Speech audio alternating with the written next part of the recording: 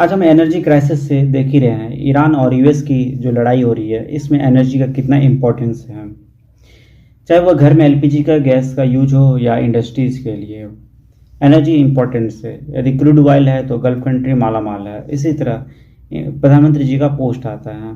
कलपत्तनम में second stage का breeder reactor successful कामयाब हुआ। इंडिया बनाने वाला यह सेकंड कंट्री हुआ। पहला कंट्री रसिया है। जहांगीर बाबा ने 1994 में 3 स्टेज रखा था। पहला स्टेज का तो यूज हो रहा है, जिसमें यूरेनियम को तोड़ा जाता है एटम में, उससे न्यूक्लियर प्रोड्यूस होता है, उससे एनर्जी जनरेट होता है।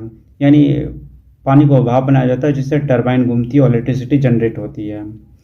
तीसरे स्टेज का जो यूरेनियम है वो हमारे पास उपलब्ध नहीं है, क्योंकि हमारे वर्ल्ड से अलग अलग कंट्री से खरीदना पड़ता है। केवल 2.4 का गीगावाट जनरेट करने का अवेलेबल है, बाकी देशों से खरीदना पड़ता है। थोरियम का प्रचुर भंडार है, लेकिन उसे डायरेक्ट यूज नहीं कर सकते हैं, क्योंकि पहले यूरेनियम 232 में तोड़ा जाता है, फिर उसे 233 में बनाया जाता है, फिर जाके इलेक्ट्रिसिटी जनरेट होती है। ये प्रोटोटाइप फास्ट ब्रीडर रिएक्टर है। जितना एनर्जी लेता है उससे कई ज़्यादा एनर्जी जनरेट करता है। यूरेनियम 232 यदि ले रहा है तो वो प्लूटोनियम और थोरियम बदलता है। थोरियम का जो एनर्जी है वो यूरेनियम 232 और 233 में भी बदलता है।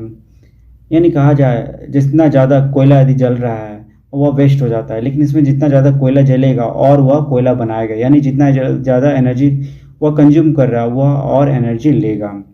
यह इंडिया के लिए बहुत ज़्यादा सस्टेनेबिलिटी के लिए बहुत ज़्यादा ज़रूरी है, क्योंकि इंडिया 2047 तक 100 गीगावाट एनर्जी जनरेट करने का टारगेट लिया है, जिसमें यह बहुत हेल्पफुल करेगा।